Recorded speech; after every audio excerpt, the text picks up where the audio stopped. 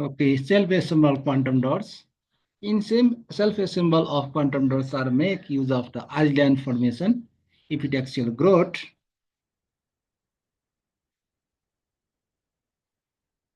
This is similar to forming the water droplets on the polished surface. These islands are either quantum dots themselves or quantum dots forms a quantum well.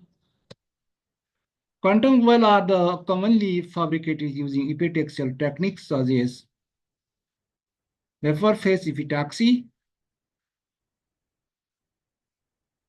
and MBE, molecular beam epitaxy.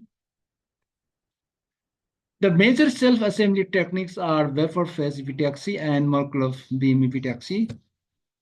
Epitaxial growth usually happens by layered growth of atoms. However, islands are formed if there is a large lattice mismatch between the materials and if the surface energy of the deposited material is different from that of the substrate. The deposited material minimizes its potential energy by forming island on the substrate. The deposited material minimizes its potential energy by forming island on the substrate in the Stransky-Cranstonow mode.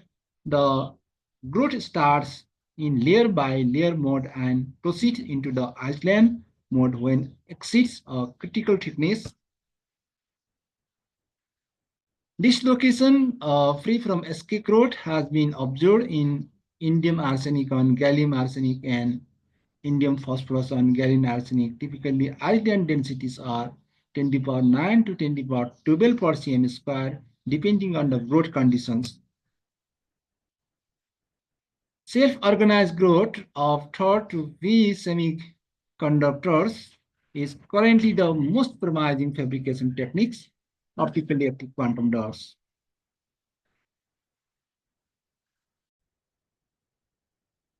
Okay, it's all about